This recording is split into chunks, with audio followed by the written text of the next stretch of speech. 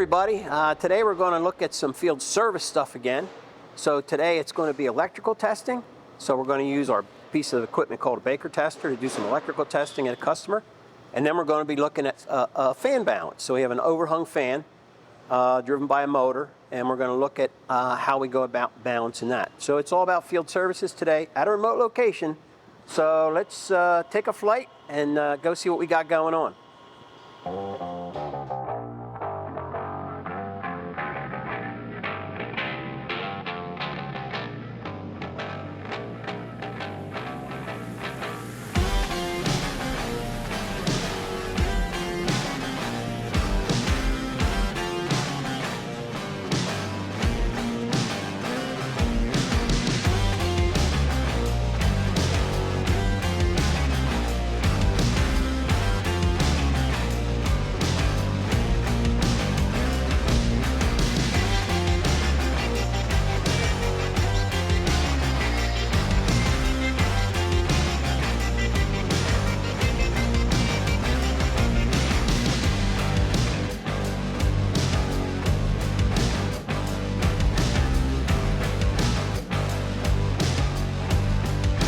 Hi, I'm Dustin, this is Chris. Customer called us out today to Baker test a motor electrically to make sure the windings are okay. So we came into the MCC room and opened up the panel. We have our locks on it. I used a tick tracer to make sure we have hot power up here and the power is off down here where we're testing at. We disconnected the motor leads to put our Baker tester on. Anytime we come out to do a Baker test, you need to make sure that there's 120 volts AC close by to run the machine. The first test that we do is checking the resistance between the three phases. You check from A phase to B phase to C phase, then C phase to A phase to make sure they're all within 5% of each other. Chris already completed that, and the readings came out and they're within spec.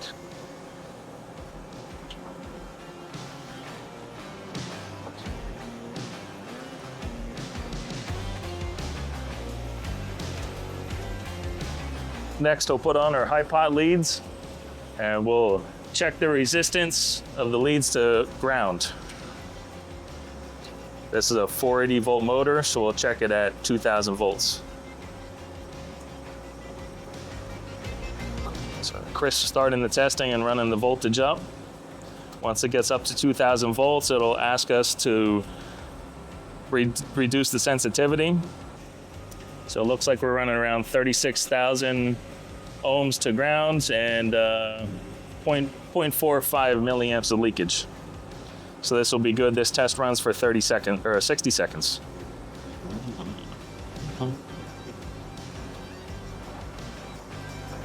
Once the 60 seconds is up, he saves that reading so we can print out the final test results for the customer back at our shop, and he'll surge test the motor. Runs a sine wave through the windings of the motor through all three phases and reads the returning signal.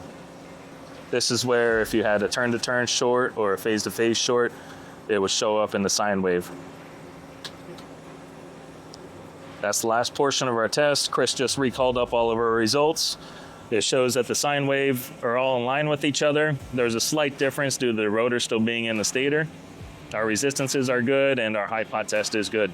So this motor is electrically sound and good to run.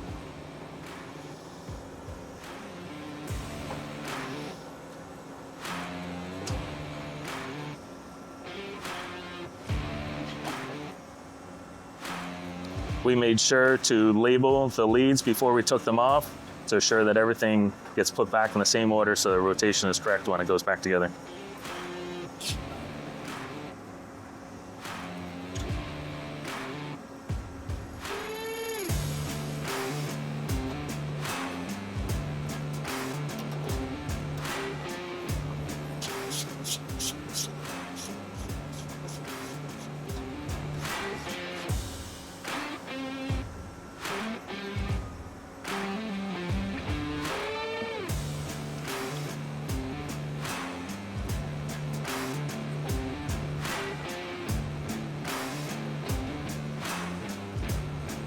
Now that the testing's done, everything's back together, we'll close the panel back up, turn the power back on, and test run the motor.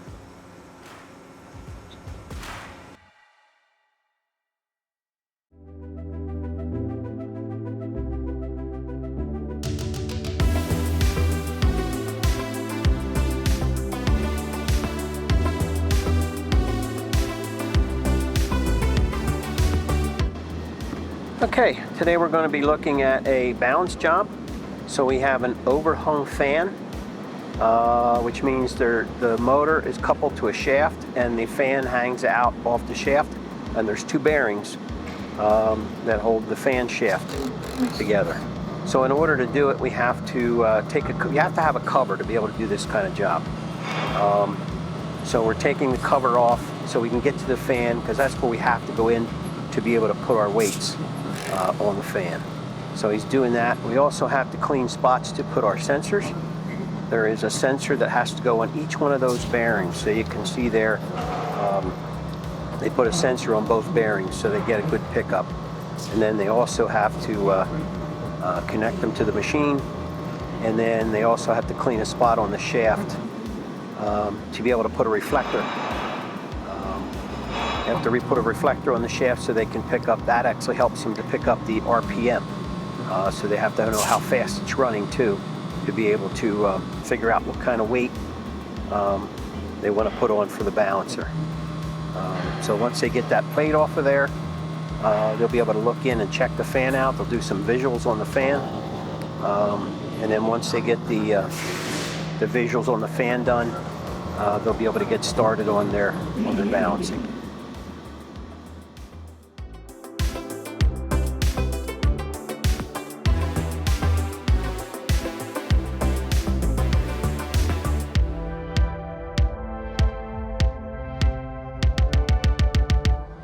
One of the first things we do is we want to make sure that the fan wheel is clean.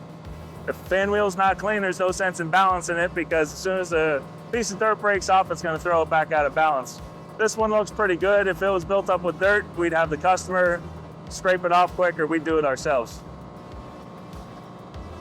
Chris set up for balancing.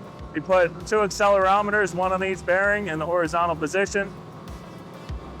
The unbalance shows up more in the horizontal position because the gravity isn't fighting against that heavy weight, pulling it back down.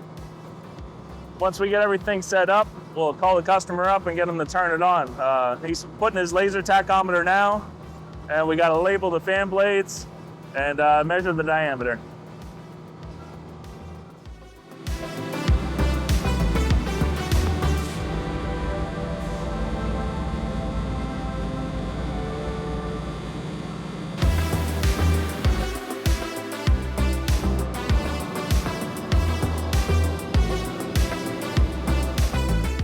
He's using a paint marker to label each fan blade, so we know which number correlates with the reflective tape and where to add the weights on.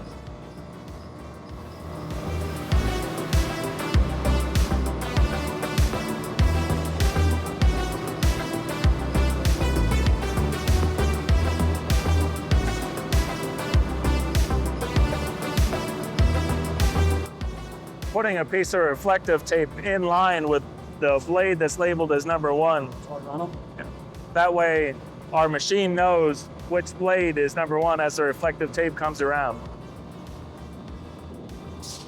We counted the number of blades that has to get input into the machine.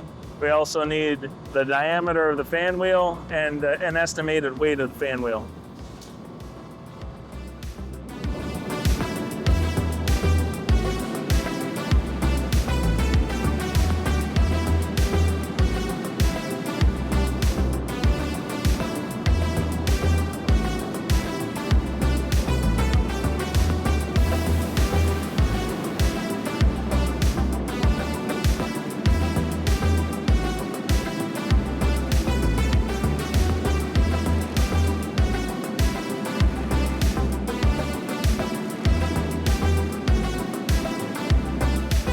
Can you please turn on the 50-inch production fan?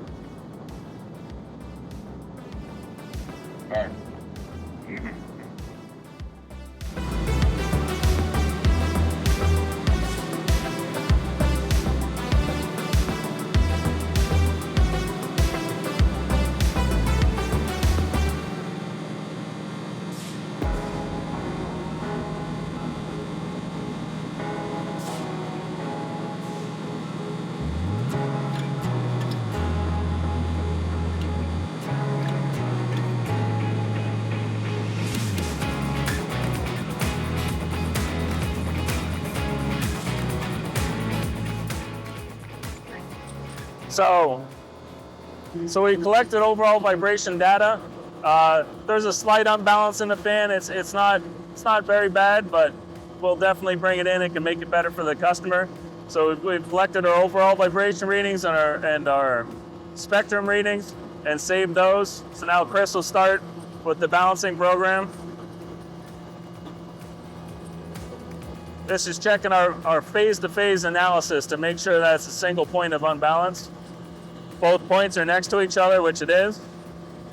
So this shows us the amplitude, the amount of unbalance in the system, and the phase angle that it occurs at. So we'll pause it there and get the customer to shut the fan down so we can put on trial weight.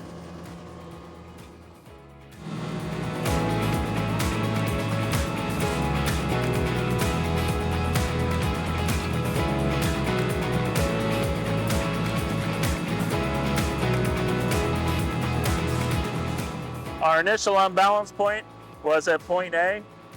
We put a 6-gram trial weight on, which moved the unbalance point up to here at point B. It made the unbalance better, but did not move it directly towards the center. So we hit next on the button, and it'll ask us if we want to remove that weight, which we do. We take that weight off, and it recalculates the weights for us. So now we'll be putting 49 grams on blade number 8 and 21 grams on blade number 1. After that correction, our unbalance should get much better.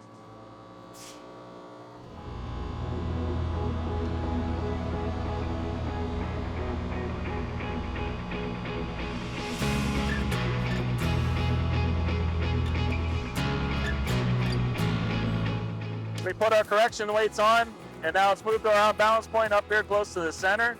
It's dropped our amplitude of vibration, unbalance down to 0.09, which is good. And it shows you a smiley face to tell your intolerance. So we'll have the customer shut the fan back down, and we'll permanently affix those weights to the fan wheel.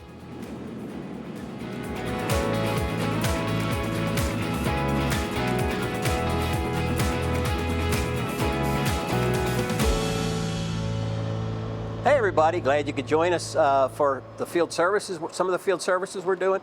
Obviously we did some electrical testing first, so we used our Baker tester to test from the MCC to test the motor to make sure it was good. And then we moved on to a fan balance. So we did an overhung fan connected directly to a motor with 2 bearings on the shaft, and you could see they had to have an opening to get into the fan to be able to put weights on. That's why when we asked you guys if you have a job to do, if there's an opening there, that's why we need an opening.